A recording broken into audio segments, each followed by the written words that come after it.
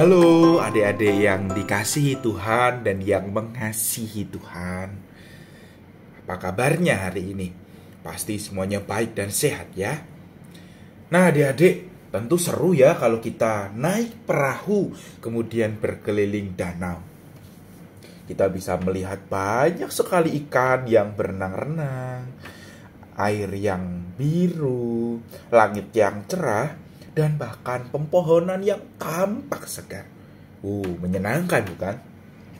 Namun bayangkan adik-adik, jika tiba-tiba muncul ombak dan angin yang sangat besar.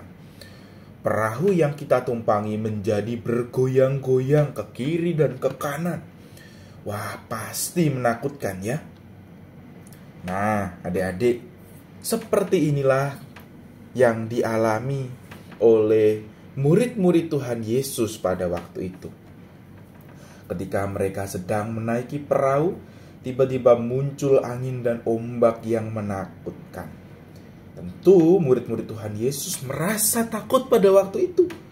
Takut kalau mereka terkena ombak, takut kalau perahu mereka nanti tenggelam. Namun di saat mereka merasakan takut, ada Tuhan Yesus yang hadir dan menolong mereka. Dengan suara yang tenang dan penuh kuasa, Tuhan Yesus berkata kepada angin dan ombak, "Diam, tenanglah."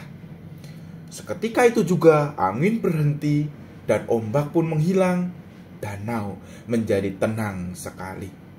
Tuhan Yesus membuat angin dan ombak itu menjadi sangat tenang. Dan murid-murid Tuhan Yesus pun juga dikuatkan untuk menghadapi rasa takut mereka. Nah, adik-adik yang terkasih di dalam Tuhan, mungkin ada berbagai macam hal yang membuat kita merasa takut. Takut gelap, takut hewan dan serangga, takut kalau ada orang yang membuli kita nanti di sekolah, dan masih banyak hal lagi yang membuat kita takut. Perasaan takut adalah perasaan yang wajar adik-adik. Siapapun pasti pernah mengalami yang namanya rasa takut. Kakak pun pernah merasa takut. Tapi ada satu hal yang harus diingat ya adik-adik. Kalau ada Tuhan Yesus yang jauh lebih hebat dibandingkan apapun yang membuat kita takut. Dan tentunya Tuhan Yesus selalu menolong kita setiap kita merasakan takut.